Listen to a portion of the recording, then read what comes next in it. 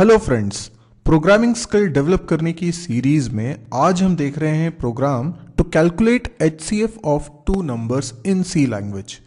तो आइए इस प्रोग्राम को समझने से पहले क्योंकि हम लोग यहाँ पे सिर्फ प्रोग्राम बनाना ही नहीं देख रहे हैं, हम यहाँ पे ये भी समझ रहे हैं कि किसी प्रोग्राम को बनाने की अप्रोच क्या होनी चाहिए जिससे कि जो बिगिनर्स हैं उन लोगों को हेल्प मिल सके।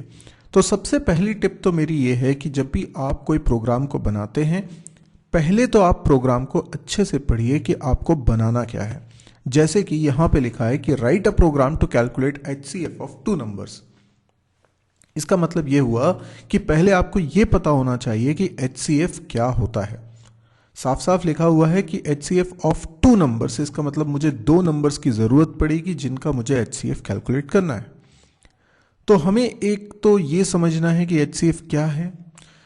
एक बार अगर हमें ये क्लियर हो जाए कि एचसीएफ क्या है, जो कि आई एम श्योर आप सभी को पता है कि इसका फुल फॉर्म क्या है और आपने इसे ज़रूर पढ़ा होगा, लेकिन फिर भी मैं ये मानता हूँ कि कई सारे लोग भूल गए होंगे कि एचसीएफ क्या होता है और इसको किस तरीके से निकाला जाता है। तो एक बार हम उसको रिवाइज ज़रूर करेंगे, ये बहुत इंपॉर्टेंट है। अच्छा, अगर हमें प्रोग्राम बनाना है और हमें मालूम है एचसीएफ क्या होता है, तो फिर हमें पहली स्टेप क्या करनी चाहिए। जैसा कि मैं हमेशा कहता हूं, अक्सर स्टूडेंट्स को ये क्लिक नहीं करता है कि मुझे क्या करना चाहिए, तो उन्हें सबसे पहले आउटपुट स्क्रीन इमेजिन करनी चाहिए।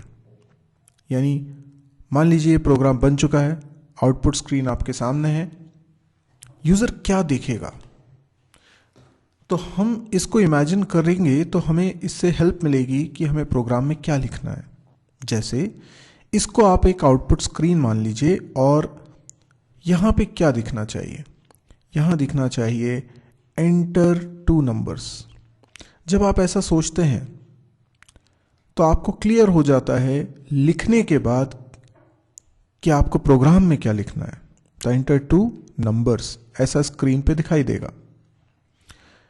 ऑब्वियस सी बात है, जब आप ऐसा लिखते हैं तो एकदम क्लियरिटी आती है कि हमें प्रोग्राम में क्या बनाना है। यानी आप तुरंत सोच लेते हैं कि अच्छा इसके लिए तो मुझे प्रिंटफ लिखना पड़ेगा, तब जाके ये प्रिंट होगा। फिर यूज़र कुछ नंबर एंटर करेगा। फॉर एग्जांपल यूज़र ने एंटर किया 6, यूज़र ने एंटर किया 4, तो हमें समझ में आया कि यार यहाँ स्कैनफ यूज़ होगा, तभी जाके 6 और 4 एंटर हो पाएगा। उसके बाद क्या होगा, उसके बाद एक लाइन प्रिंट होनी चाहिए HCF इज, और क्या, इन दोनों का HCF जो कि आएगा 2। ठीक है, तो ये हमारा आउटपुट स्क्रीन है। देखिए, कोई भी प्रोग्राम बनाने से पहले अगर आपको आउटपुट समझ में आ गया है कि इस तरीके से कुछ आउटपुट आने वाला है, तो आपका प्रोग्राम बनाना बहुत आसान हो जाएगा। यानी आपको समझ में आ गया कि मुझे प्रिंटफ लिखना है, स्कैनफ लिखना है, और ये HCF इज 2 प्रिंट कराने के लिए भी मुझे प्रिंटफ लिखना है। लेकिन HCF की वैल्यू 2 कैसे आएगी, तो इसका मतलब बीच में मुझे कुछ लॉजिक बनाना पड़ेगा। तो पहले जितना हमको समझ में आया हम उतनी कोडिंग तो करें। तो यहाँ पर मैं पुरानी फाइल अपनी ओपन कर लेता हूँ जिसमें सारे प्रोग्राम्स बनाता जा रहा हूँ, और ये मैं मेन फंक्शन से प्रोग्राम स्टार्ट कर रहा हूँ। मैंने लिखा मेन फंक्शन। मेन फंक्शन के अंदर मैंने सबसे पहले सोचा कि आउटपुट क्या आना चाहिए, तो मैंने देखा था कि स्क्रीन पे आना चाहिए एंटर टू नंबर्स। अब ऐसा आउटपुट आने के लिए मुझे क्या लिखना पड़ेगा, प्रिंटफ। प्रिंटफ में लिखूंगा एंटर टू नंबर्स।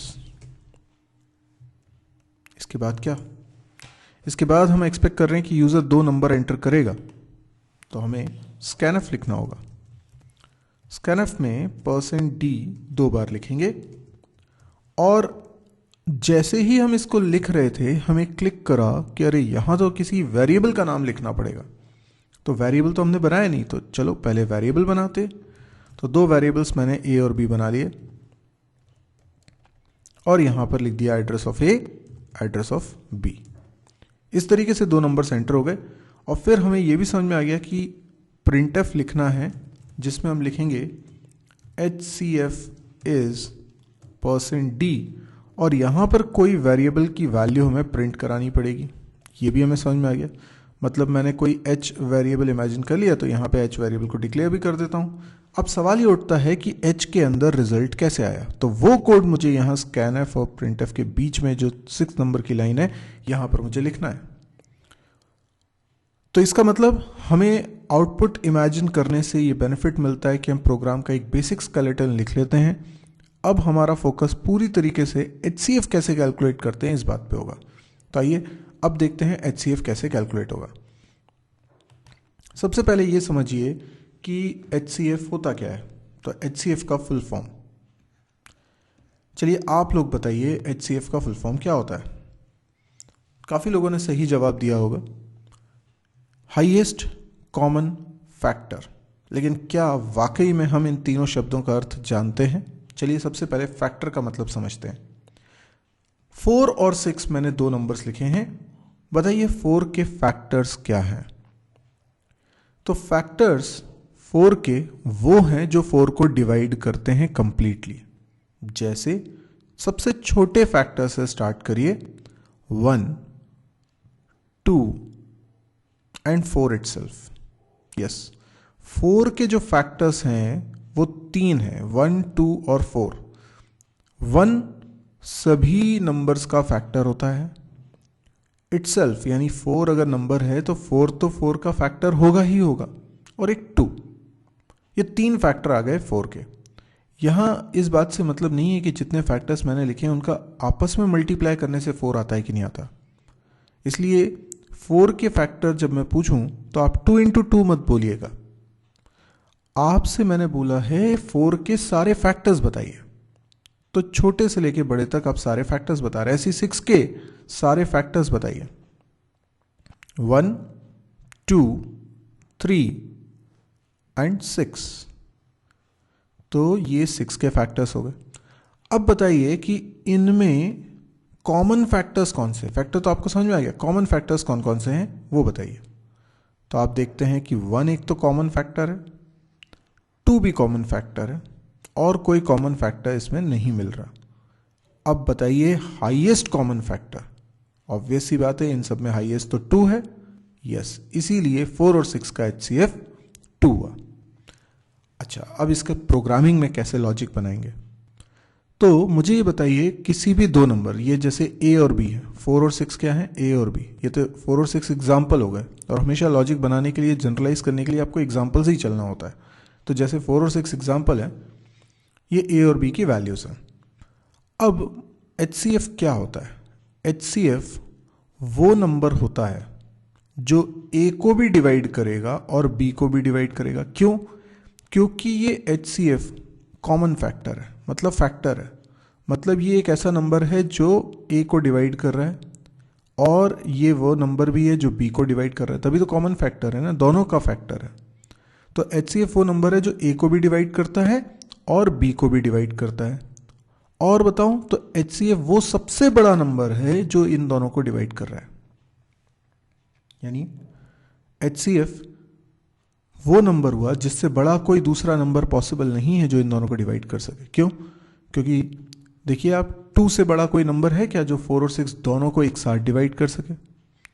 अगर आप कहते हैं 3, तो 3 6 को डिवाइड कर रहा है लेकिन 4 को नहीं डिवाइड कर रहा, इसीलिए 2 ही हमारा आंसर है।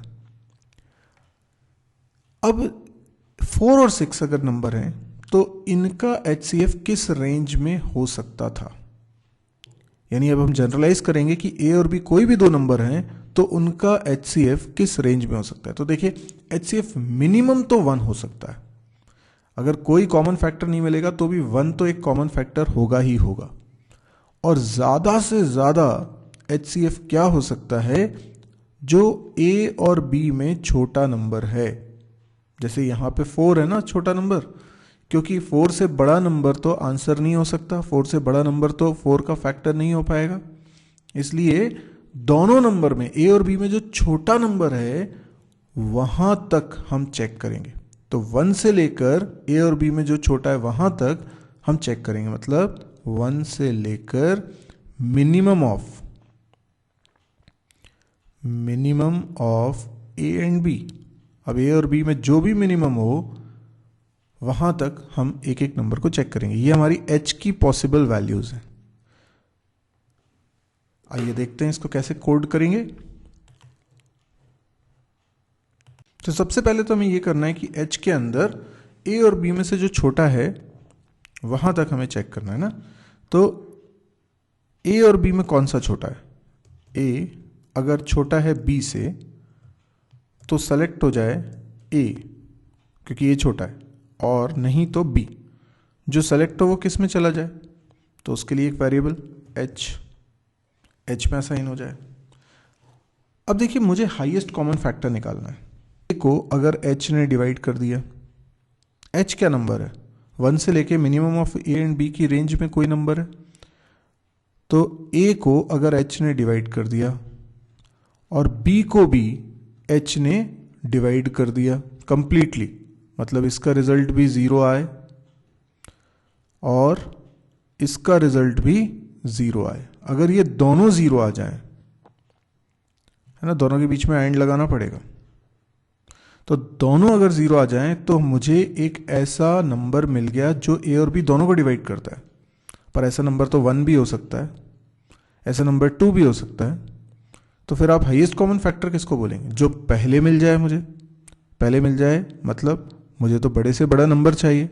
तो ठीक है, मैक्सिमम पॉसिबिलिटी से लूप को स्टार्ट करते हैं और मिनिमम पॉसिबिलिटी की तरफ जाते हैं। तो a और b में जो मिनिमम है वहाँ से हम स्टार्ट करेंगे, इसलिए मैंने h के अंदर जो वैल्यू रखी है वो a और b में जो मिनिमम है वहाँ से स्टार्ट करिए।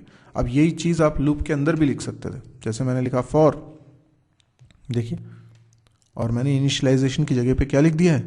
h में असाइन करवा दिया है a और b में जो मिनिमम है। अब h की वैल्यू जब तक ग्रेटर देन इक्वल टू 1 है, यानी 1 से बड़ी या 1 के बराबर है, तब तक लूप चलाएंगे और h की वैल्यू को हर बार डिक्रीज करते जाएंगे। यहाँ कैसे कैलकुलेट करेंगे? यदि a को h से डिवाइड करने पर रिमाइंडर 0 आए एंड b को डिवाइड करने से, h से डिवाइड करने से अगर 0 आ जाए, दोनों 0 आ गए, दोनों से डिवाइड हो गया, तो क्योंकि हम बड़े से छोटे की तरफ लूप को चला रहे हैं तो सबसे पहले वो नंबर मिलेगा जो सबसे बड़ा फैक्टर होगा, बड़ा कॉमन फैक्टर होगा। तो बस इसके बाद हम कर दें ब्रेक और बाहर निकल के हम आंसर बोल दें। आंसर तो हमारे पास h में आ ही चुका है, तो प्रिंट एफ जो लिखा हुआ है वो h की वैल्यू प्रिंट कर देगा। एक बार इसको रन भी करके देखते हैं। पहले हम 4 और 6 के लिए ही इसको चला के देखेंगे। जैसे कि ये 2 नंबर एंटर करने को कह रहा है, जैसा हमने एक्सपेक्ट किया था। अब मैंने नंबर एंटर किया 4 और 6, तो देखिए आंसर क्या आ रहा है? 2 आ रहा है। बिल्कुल सही है। कोई भी 2 नंबर आप एंटर करिए, आप देखेंगे उसका आउटपुट आ जाएगा। जैसे मैंने नंबर एंटर किया 36 और 24, तो देखिए 12 इनका कॉमन फैक्टर, बिल्कुल सही है, 12 के टेबल में ये दोनों आते हैं। तो इस तरीके से हमने HCF निकालना भी सीख लिया। अब आपको अगर ये प्रोग्राम समझ में आया हो तो आप इसे प्लीज़ लाइक करिए, और यदि आपको लगता है कि इस तरह के और वीडियोस देखने में आप इंटरेस्टेड हैं तो आप इस चैनल को भी सब्सक्राइब करिए। आप मेरी वेबसाइट को ज़रूर विजिट करिएगा www.mysirji.com।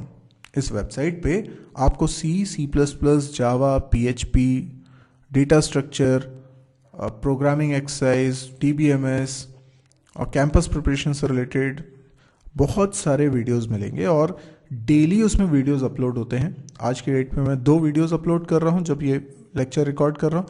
हो सकता है कि आगे चल के मैं ज़्यादा वीडियोस अपलोड कर पाऊँ, पर आप जब भी इस वेबसाइट को ओपन करते हैं तो आपको उसमें कुछ नया कंटेंट हमेशा मिलता है, और जो आपके बहुत काम का हो सकता है।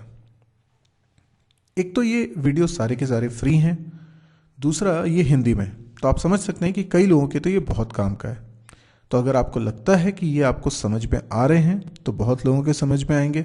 अगर आपको लगता है कि आपके किसी काम के आए तो बहुत लोगों के काम के हो सकते हैं। तो प्लीज़ एक रिक्वेस्ट है मेरी कि आप इसको शेयर ज़रूर करिए, अपने फेसबुक वॉल पे पोस्ट करिए। आपके शेयर करने से ये बहुत लोगों तक पहुंचेगा, और अगर बहुत लोगों तक पहुंचेगा तो बहुत लोगों को इससे फ़ायदा होगा, और हमारा यही मकसद है। Thank you.